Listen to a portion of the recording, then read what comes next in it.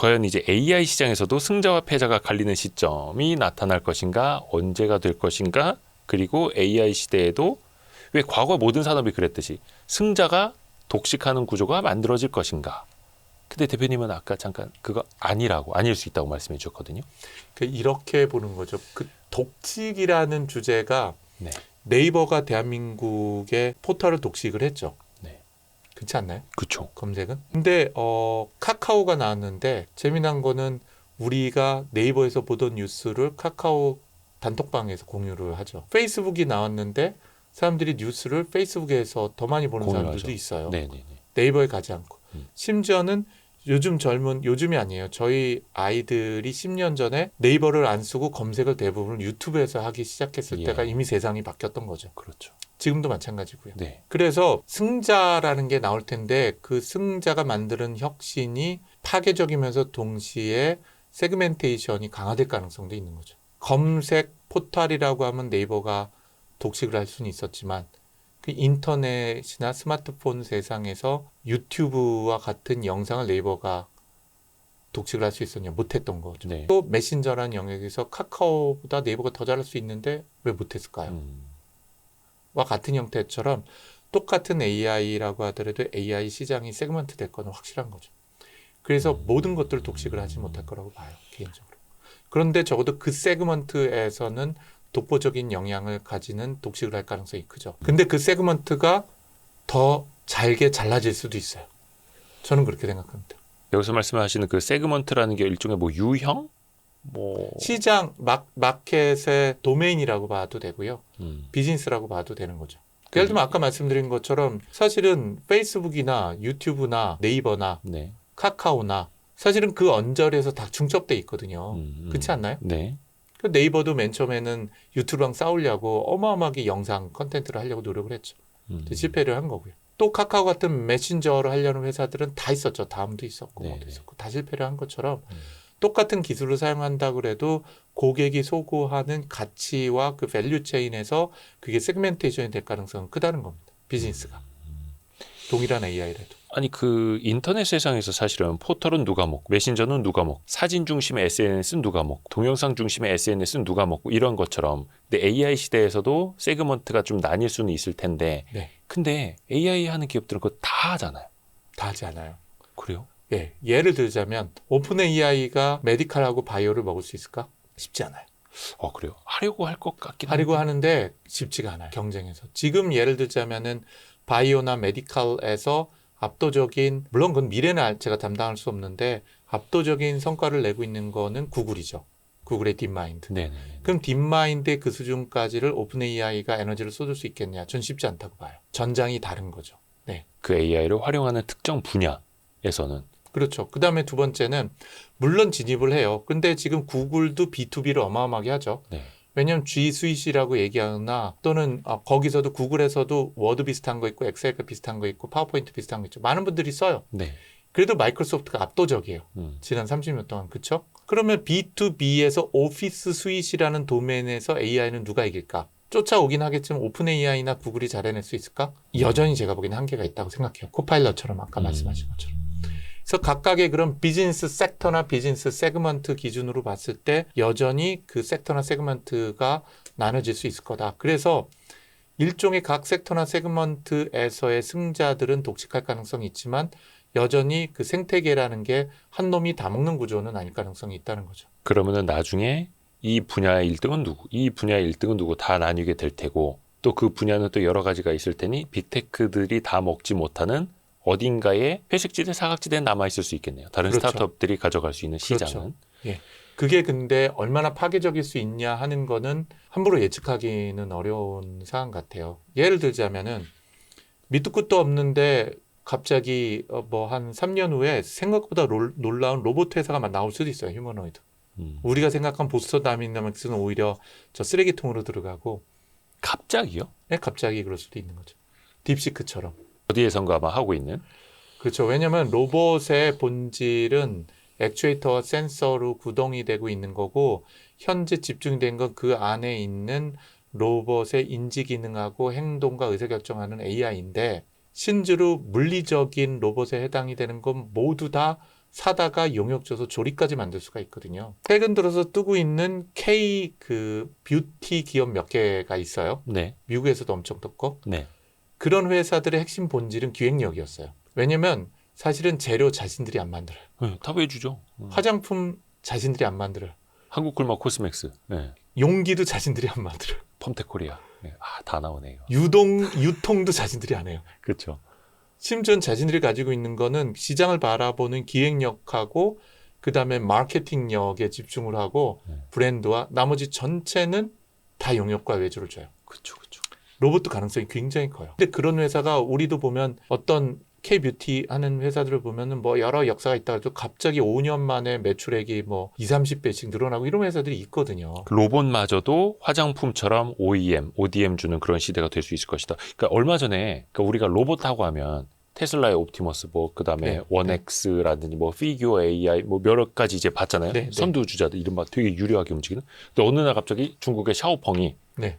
펑하고 사람처럼 걷는 로봇을 등장을 시켜 깜짝 놀랐죠. 저 안에 막 사람 있는 거 아니에요? 벌써 막 그런 말도 나왔고. 근데 또 생각해 보면 팍스콘이 아이폰 같은 거 외주 생산하고 이제 전기차도 외주 생산하듯이 로봇 같은 것도 외주 생산해 줄게 할 수도 있는 거고요. AI도 똑같을 수 있고요. 결국은 AI 기술이라는 게 계속 발전하면은 기술 자체가 한계에 다다르면서 표준화가 되고 뭐 이렇게 돼요. 물론 거기서도 기술 차별화를 보이겠죠. 네네네.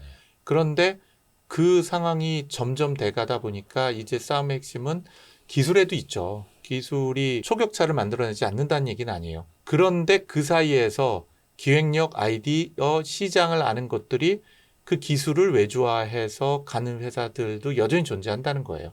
그래서 기술 회사들이나 빅테크가 모든 거를 먹을 수 있다. 그렇다기보다는 네. 그들이 주도할 거예요. 그리고 시장에서 생존을 해서 시장을 파괴할 건 확실해요. 그리고 그걸 하기 위해서 그들도 지금 승부를 걸고 있어요. 거의 모험을 하고 있는 거예요. 네네네. 메타가 그렇게 막 엄청나게 채권 발행하고 막 부채비 올려가고 사람을 막 1,000억씩 줘가면서 스카우트하는 것은 그들이 그냥 돈 많이 넘쳐갖고 이게 아니면 안 되겠다. 돈 더 많이 벌자. 뭐 이런 게 아니에요. 이렇게 하지 않으면 생존하기 어렵다고 보는 거죠. 그러니까 요즘에 메타 하고 있는 거 보면 미친 것 같아요. 미친 것 같아요. 그렇게 따지면 마이크로소프트나 구글이나 오픈AI 다 똑같아요. 아까 이제 말씀하신 것처럼 오픈AI나 엔비디아가 하고 야 저게 말이 돼라고 엔비디아가 자기가 투자를 하고 투자하는 회사에서 엔비디아 칩을 사고 엔비디아 칩을 사서 만들어서 그 돈은 다시 또 회수하고 그래서 매출로 잡고 뭐 이렇게 보면 야 이거 무슨 옛날에 그 저 리만 브라더스 그거 할 때 돈 돌려가면서 뭐 키우고 시장 키우고 뭐 이랬던 거 쪼개서 팔고 이런 거랑 뭐가 달라? 라는 얘기할 만하죠. 정말 제가 봐도 그래요. 물론 저희 회사는 그렇진 않지만 특히 미국에서.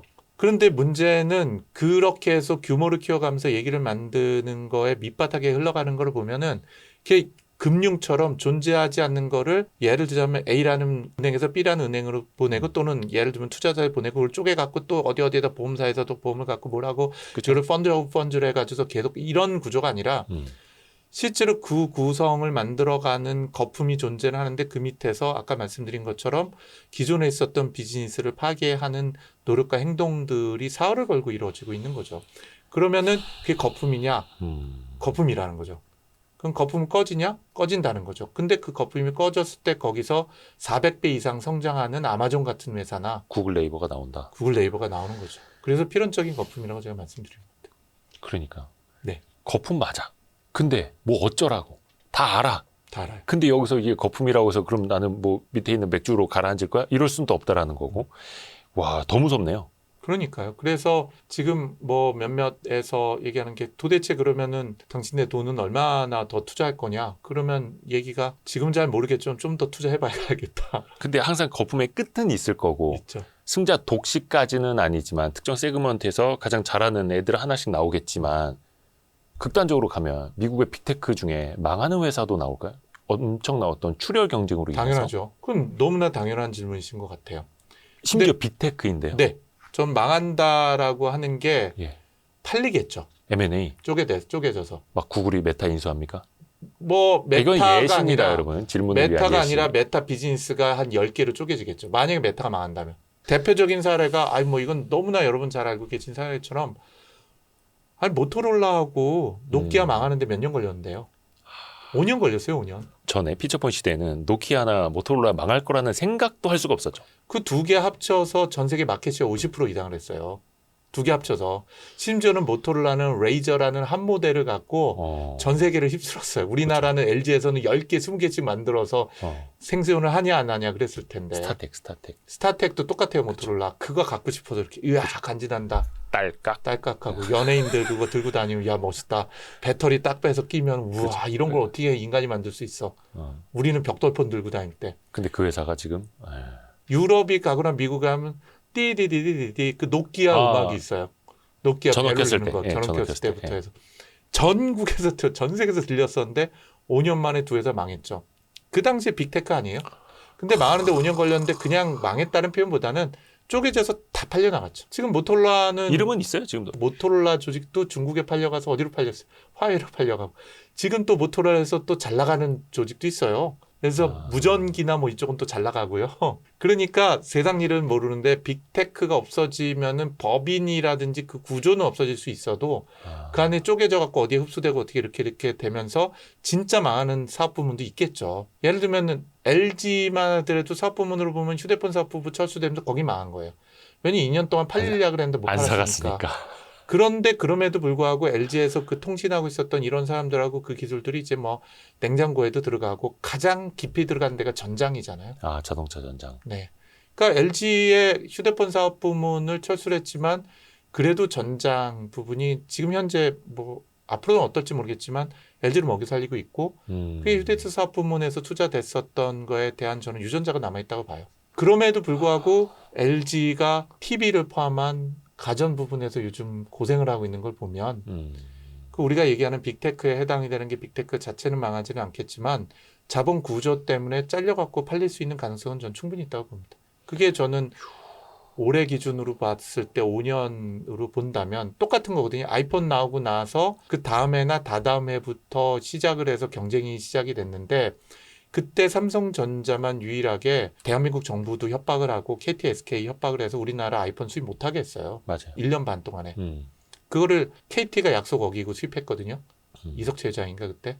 그래서 KT가 한 4, 5년 동안 삼성전자 때 보복당해서 맞아요. 갤럭시 S를 네. 못 받았거든요. 네네네. 잘 물량을 적게 받았어요. 근데 그게 삼성전자한테는 엄청난 위기감에서 나온 현명한 방식이었죠. 그때 옴니아라고 하는 화면 큰 피처폰을 스마트폰이라고 1년 반 동안 팔아먹었어요. 우리들한테. 엄청 욕먹었죠. 엄청. 엄청 유명했어요. 네. 근데 그 기간 동안에 삼성은 갤럭시 S 만들었죠. 그리고 갤럭시 S1 망했어요. 2도 망했어요. 3부터 대박 엄청 팔리기 시작하면서 성장하기 시작했고 지금의 삼성을 만들었다고 해도 과언이 아니죠. 그러면 그렇게 또다시 될 것 전 100% 된다고 봅니다. 아니 근데 어찌됐든 근데 이 AI는 이미 네. 뭐 소버린 AI 한다고는 합니다만 외국계 AI가 이미 다 지배를 하고 있고 웬만한 분들은 지금 뭐 한두 개 이상 서비스를 또 유료로 활용을 하고 맞아요, 계시니까 맞아요. 그러니까 빅테크들도 말 그대로 아까 그 사활이라는 표현을 써주신 것처럼 이제 생사를 건 승부를 거는 할 거예요. 수밖에 없는 거고 네. 그러니까 저쪽에서는 거품이네 뭐네 니네 돌려막기네 그 자금 조달 어떻게 할 거네 라고 해도 가는 거예요. 갈 수밖에 없고 그 얘기가 안 들리는 건 아니에요. 아, 그런 충고들 비판들이 안 들리는 건 아닌데 그래서 어쩌라고 그럼 우리 하지 마 살아남아야죠. 우리 그냥 페이스북만 해 이렇게 하는 거죠. 그렇죠. 실제로 근데 빅 히스토리라는 용어 아시잖아요. 네네네네. 거대한 인류의 역사나 지구의 역사나 우주의 역사를 본다면 그게 이제 롱터미즘이 가지고 있는 사고방식이에요. 롱터미즘이라고 들어보셨어요? 어떤 의미예요? 롱터미즘은 뭐냐면 우리가 하는 걸 보면 저 피터 틸이라고 혹시 네, 아시죠? 그럼요. 피터 틸이나 제로톤. 일론 머스크나 또는 이 친구는 좀 다르긴 하지만 마크 주커버거나 이런 애들이 가지고 있는 걸 보면 천재들이 그런 영향이 있기도 하고 또 걔네들은 또 약간의 소시오패스 경향도 있어요. 상당히 센 소시오패스이기도 하고. 맞아요. 근데 이런 친구들이 공통적으로 가지고 있는 굉장히 큰 것 중에 하나가 롱터미즘이라는 게 있어요. 얘네들의 타임라인은 자기 인생이 아니라 대부분 짧으면은 1억 년에서 길면 50억 년을 보는 거죠. 화성 갈 거니까. 화성 가는 것뿐만 아니라 50년이란 역사적으로 봤을 땐 지금 있는 이런 것들은 아무것도 아닌 거예요. 그래서 이런 애들이 전쟁을 일으켜요. 지금 뭐 몇 명 죽는다고 세상을 바꾸고 구조를 바꾸는 거라고 본다면 그래서 지금 피터 그 사고 방식이 피터 틸이 지금 생각하는 게 그 그룹이 그쵸. 지금 미국의 100년으로 생각한다고 주장들을 하잖아요. 그 팔란티어와 안드리를 통해서 그 뒤쪽에 있는 뭐 어쩌고저쩌고가 진짠진 저도 모르죠. 그런데 이 롱터미즘이 가져가는 굉장히 큰 게 있어요. 피터 틸을 포함한 그 일론 머스크도 그렇고 그 위에 있는 애들이 대표적인데 롱터미즘의 핵심은 10년, 20년, 100년이 아니라 1000년 생각하고 10,000년 생각하잖아요. 그럼 지금 뭐 전쟁 이해가 나고 가요, 이 그럼. 아수라장이 되고 막대한 돈을 쏟아박았고 막 건품 키우고 그러는 거 아무것도 아닌 거예요, 그냥. 이해가 가죠. 그렇게 보면. 왜냐면 그렇게 보면 그렇게 거품이 들어가서 메타에 쏟아본 기술이랑 그 사람들 어디 가겠어요? 결국은 어디에 있는 거예요, 인류에. 그리고 어딘가에서 또 다른 사업을 하거나 또 다른 어디 회사에 들어가죠. 그래서 살아남으면은 그 살아남은 기업으로 어떻게든 더 커지면 글로 또 똑똑한 애들은 들어갈 거 아니에요. 경쟁했던 애들. 이거를 기가 막히게 하고 있는 대표적인 롱터미즘 국가가 어디냐? 중국이에요. 아, 여기서 중국이 나오나 이제. 네. 롱터미즘 국가가 중국이에요. 제가 중국을 갔다가 너무 충격을 받고 온 게 그거예요. 미국은 롱터미즘 사업가들이 세상을 바꿔요. 나는 50년, 100년밖에 못 살지만 그게 아니라 인류 생각하면 1000년, 2000년 생각하면 지금 내가 할 것들은 로켓을 쌓아 올려야 되고 전체 AI가 피터 틸 표현에 의하면 AI가 국가를 움직여야 돼요. 리얼타임 엔터프라이즈가 아니라 리얼타임 가버먼트를 만들어야 되고 거기 사람 개입은 줄여야 되는 거죠. 자율화된 정부. 미국에서는 각 기업이 하는 일들, 뭐 예를 들어서 AI도 그렇고 로봇도 그렇고, 근데 중국이 AI 로봇 국가적으로 하고 있고, 뭐 전기차는 그 전에 완전 거의 옛날 거고, 스타링크 같은 저궤도 위성도 그렇고, 우주정거장도 캔문인가 뭐 하여튼 만들었고, 또 최근에 보니까 그 일론 머스크 하는 뉴럴링크, 이것도 중국 국가 차원에서 하더라고요. 물론 이제 기업을 통해서 하지만. 그러니까 이거를 저는 한국 사람들은 국가 차원에서 하고 공산당의 독재 정권의 리더십 이렇게 보는데요. 저는 그 밑에 있는 것들이 이 용어는 제가 만드는 건데요. 가버넌트 롱터미즘을 가지고 있어요. 그게 뭐냐면 국가 제가 주도에. 얼마 전에 한 석 달 전인가 몇 달 전에 국내 대기업 회장님을 포함한 대표님들하고 간담회를 했던 적이 있어요. 아침 식사를 하면서. 네. 그때 제가 그런 얘기를 물었어요. 그 회장님들하고 국내 초대기업들 대표님들한테 우리가 중국을 무서워하고 제가 중국 갔는데 정말 무섭다. 근데 제일 무서운 중국의 전략 자산이 뭐라고 생각하냐? 네네네네. 뭐라고 생각하세요? 중국의 가장 강력한 전략 자산. 체제? 그 사람들이 그렇게 얘기해요. 체제, 똑똑한 인물들, 그 다음에 시장 규모. 틀린 건 없죠. 네. 근데 그들은 시간을 전략적 자산으로 쓰는데 그걸 미국이 이길 수가 없어요. 시간이요? 시간을. 트럼프는 이번 임기가 끝이지만. 그렇죠. 막 이런 거예요? 그런데 그게 물론 정부 체제도 있는데 제가 보기에는 공산당 체제만이 아니라 그 국가가 가지고 있는 모든 애들이 롱터미즘의 시각을 가지고 있어요. 그게 놀라운 거예요. 그러니까 100년이라는 것에 대한 생각을 젊은 애들도 가지고 있어요. AI 개발자 애들도. 100년, 200년 후를 위해서 우리가 지금 이걸 해야 하고 한다? 있는 예를 들면은 딥시크 같은 거 만든 애들도요. 당장 급하서가 아니라 걔네들 40년을 봐요. 3, 40년을. 우리나라는 3, 4년도 못 보는데. 우리나라는 다른 올해 실적 내야죠. 그러니까 이런 거하고 똑같아요. 삼성전자 올해 실적 내고 내년에 실적 내야 돼요. 9년까지도 HBM 제대로 안 돼서 실적 못 내고 뭐 어쩌고 됐다. 파운더리 지금 그래도 좋은 소식이 많지만 제대로 안 됐다. 그럼 어떻게 돼요? 뭐 대표에서 다 갈고 뭐 어쩌고저쩌고 뭐 그쵸. 돼야죠. 그걸 주주들이 원하고. 근데 제가 중국에 갔을 때 화웨이 최첨단 연구소를 갔어요.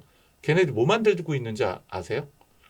리소 장비를 만들고 있어요. 노광 장비요? 노광 장비를. ASMR에 하는 거? ASMR을 하는 거. 그래서 얘네들이 지금 하고 있는 건 기껏해야 뭐 50나노, 100나노 뭐 이런 것들이에요. 근데 얘네들 뭐라고 얘기하는데요? 젊은 애들이 20대 후반, 30대 초반 세계적인 두뇌를 가지는 박사 애들이 뭐라고 얘기하냐면은 우리 15년 후에는 우리 2나노, 1나노 우리 노광 장비 만들 거예요.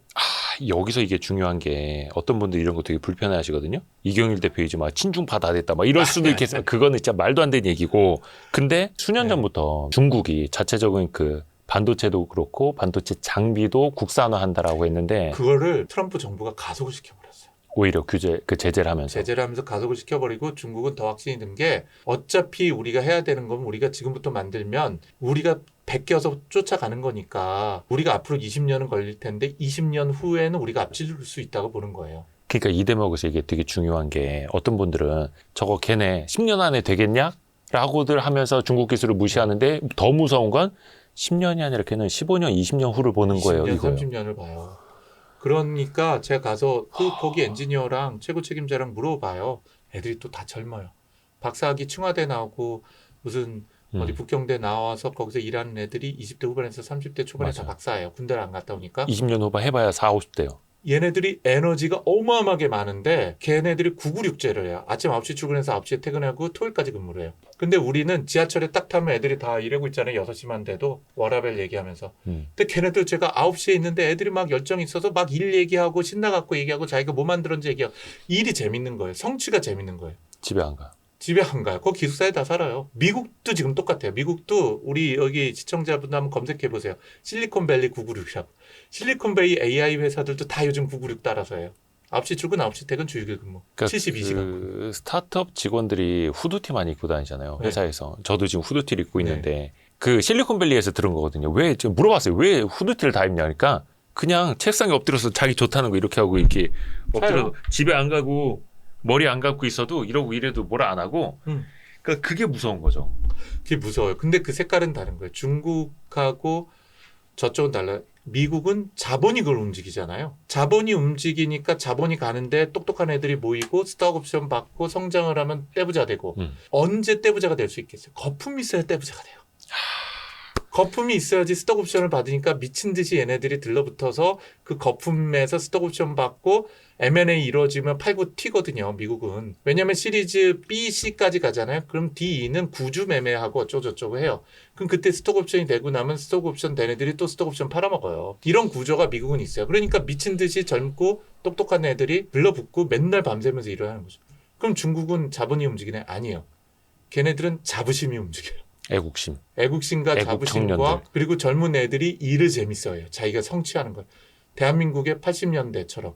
아니 근데 또 마윈을 비롯해 그 딥시크 창업자도 그렇고 그 젊은 친구들이 또 IT하고 이런 기업을 세워서 엄청난 부자가 된다라는 선례들이 막 나타나니까 또 거기다 더 붙는 거죠. 애들이 엄마 나도 공대 갈래요. 엄마 나도 그렇죠. 로봇 만들래요. 그렇죠. 이러고 있는 거고. 우리나라 의대를 간다면 또 너무나 유명한 얘기지만 그래서 제가 하고 싶은 얘기는 뭐냐면 야. 제가 친중파 전혀 아니고요. 오히려 중국 때문에 잠을 못 자겠고 너무 두려워요. 위중파. 위중파죠. 위중파. 딱 맞으세요. 위중파인데 걔네들이 그 노광 장비, 리소 장비를 만드는 거를 20년 후에는 저희가 만들 거예요라고 하는 애들이 정말 천재 같은 애들이 20년 후가 돼도 40대 중반인 거예요. 그리고 걔네들한테 느끼는 핵심이 뭐냐면 자신감이 있어요. 하면 되지. 자신감이요. 그리고 정부는 그걸 밀어주고 있고요. 그리고 아까 말씀드린데 미국은 자본 구조 때문에 결국 살아남으면은 쪼개져서 살아남은 애한테 알짜만 넘기고 나머지는 자본 쪽으로 소각이 돼버려요. 예. 근데 그게 미국의 힘이거든요. 음. 중국이 똑같은 짓을 정부가 해요. 맞아요. 그게 놀라운 게 예를 들면 로봇을 만들어야 돼. 휴머노이드 로봇 만들고 이거 우리 투자할 거야. 그냥 야 대기업이나 뭐 애들 보고 너희들 손 들어. 그러면 손들 막 들어요. 우리 뭐 10조 투자할게요. 뭐 30조 투자할게요. 손을 들어요. 그럼 1등부터 5등을 뽑아요. 그리고 중국 정부에서 막 10조씩을 나눠줘요. 그리고 이거를 성별로 좀 나눠서 성별로 지역 배분도 하고 뭐 등등하게 생태계를 만들어요. 근데 중국은 정말 무서운 게 뭐냐면 이들 사이에서 IPR이라는 게 없어요. 지적재산권이. 예를 들면 하이닉스에서 HBM을 했던 애들을 삼성전자에서 빼간다. 그래서 거기서 뭘 만든다 그러면 어떻게 돼요? 소송 붙고 그쵸, 뭐 감옥 가고 난리잖아요. 네. 근데 여기는 그런 게 없어요. 막 빼가요. 정부가 조장을 해요. 예를 들어서 A라는 기업에서 HBM을 만들어서 성공을 했어요. 그럼 C라는 기업이 A 기업에 있는 기업에 HBM 만드는 애들 다 빼가갖고 지들도 HBM 만드는 거예요. 그냥 한 국가니까 국가라고 국가의 생각해요. IP야 뭐 이런 거예요? 그렇죠. 그런 개념인 거예요. 그렇게 일을 하고 경쟁을 시켜버린 거예요. 막. 그러면 이것 때문에 또 다른 혁신이 일어나잖아요. 그러면 A가 또 베껴가요. 이런 식으로 막 경쟁을 시켜요. 그러면 전체적으로 경쟁하면서 5개가 막 올라갈 거 아니에요. 돈을 몇십 조씩 쏟아부니까. 네. 그래도 여러 가지 이유 때문에 리더십 때문에 마켓 선도 때문에 운 때문에 1, 2, 3, 4, 5등이 갈릴 거 아니에요. 그러면은 3, 4, 5등을 쪼개갖고 1, 2등한테 다 줘버려요. 똑똑한 사람 다 줘버리고 공장을 다 줘버리는 거예요. 그러니까 미국에서는 시장에서 자연적으로 쇠퇴하는 기업들 망하고 M&A가 되는 거를 중국이 이제 국가 주도로 해버리는. 국가 주도로 해버려요. 그런 과정이 있어 버리니까 실제로 내부에서 지독하게 경쟁을 시키니까 애들이 지들이 해요. 72시간씩을 시켜서 하는 게 아니에요. 공산당이. 단적으로 우리가 본 게 그거잖아요. 전기차. 전기차도 뭐 전기차 만드는 회사가 500개 된다고 막 이랬었고 그 초반에 막 정부가 보조금 엄청나게 네. 때려주고 나중에 경쟁력 있는 애들만 살려주고 나머지는 도태 되든 말든 사장 되든 말든. 근데 또 시장은 또 어떻게 보면 이제 막 살아날 수도 있겠고 그게 이제 AI, 로봇, 반도체까지. 모든 배터리도 똑같고요. AI 시장도 똑같을 거예요. AI도 그렇게 쏟아부으면서 거기 또 스타트업들까지 약성을 하면서 올라가면 돈 쏟아부은 거를 밀어주게 되고 그러면은 망하는 데 있겠죠. 중국의 빅테크도 망할 수 있어요. 망하면 또 쪼개가지고선 주고. 그러니까 이런 구조가 만들어지는데 문제는 그 거품 있고 변화가 있을 때 뭐가 있죠? 거기서 떼돈 버는 사람들도 있는 거예요. 기업가뿐만 그쵸. 아니라 그 기업에 있는 사람들도 떼돈 벌어요. 예를 들면 지금 일론 머스크나 피터 트리나 그 둘 다 시작이 됐었던 걸 보면 그 과도기에서였거든요. 소액 결제를 인터넷으로 한다는. 네. 근데 그 기업에서 있었던 사람들은 다 부자가 됐거든요. 음. 똑같아요. 구글도 똑같았어요. 음. 마이크로소프트도 똑같습니다.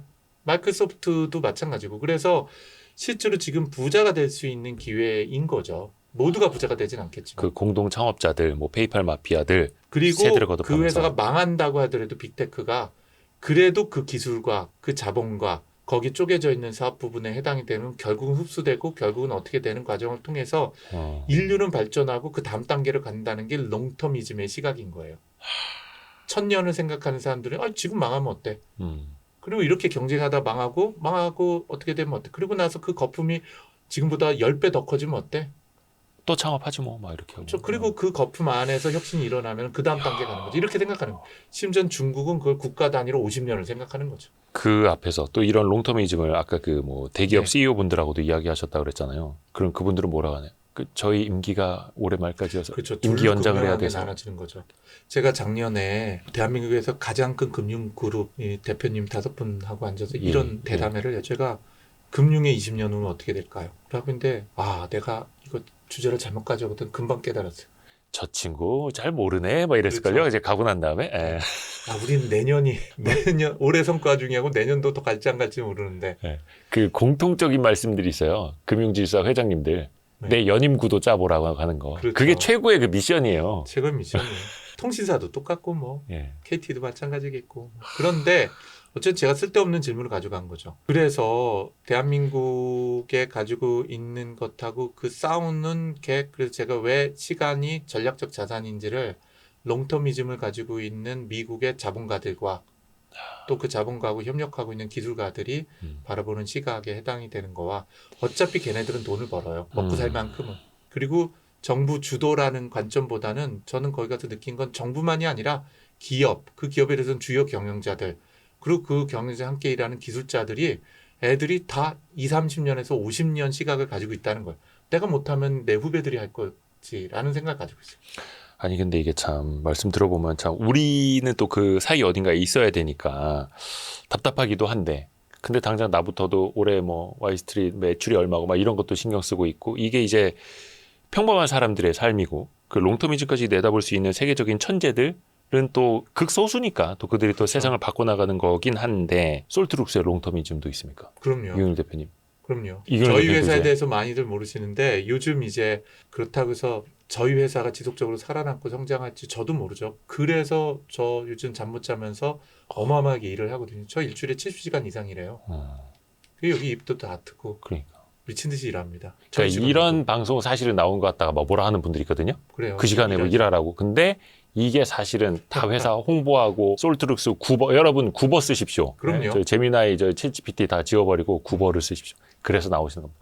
아니 근데 1시간 넘게 물을 한 모금도 안 드세요. 저 왼쪽에 물 있거든요. 네. 아니 물 좀 그래서 드세요. 여러분 이제 솔트룩스 대표님이 이렇게 열심히 일하십니다. 근데 사실은 성공한 사람들, 성공하는 사람들이 더 열심히 일하는 거예요. 일론 머스크도 집에 안 가잖아요. 대표님도 마찬가지입니다. 그래서 우리가 사실 소수가 또 세상을 바꿔가는 것처럼 솔트룩스는 또 이제 어떻게 보면 소버린 AI 하고 그럼요. 계시는 회사고. 그러니까 요즘 이제 전략들이 다 많이 다른데 AI 붐이 있어서 거품의 핵심은 이제 투자죠. 그 투자가 과도하게 이루어지고 있는 것들이고 그 투자 자금을 갖고 다양한 우리가 보기에 저게 회수 가능할까? ROI를 만들어낼 수 있을까?라는 것들이 이제 거품의 본질이라면 그거를 바라보는 시각이 굉장히 다양한 거죠. 그래서 저희 회사도 롱터미즘을 가지고 있는 게 저희 회사는 최근 들어서 AI 기업들이 투자를 과도하게 늘리거나 아니면은 매출을 만들기 위해서 투자 올린 거나 이런 것들을 가지고 채권 발행을 해서 매출을 돌리기도 하고 이러잖아요. 저희 회사는 아시는 것처럼 부채가 제로예요. 그러면서도 재무적 건전성을 유지하면서도 실제로 5년, 10년 지나도 제가 아주 늘지는 않았을 것 같거든요. 5년, 10년 동안에 생존을 넘어서서 아까 말씀드린 빅테크가 굉장히 중요한 영향을 끼치겠죠.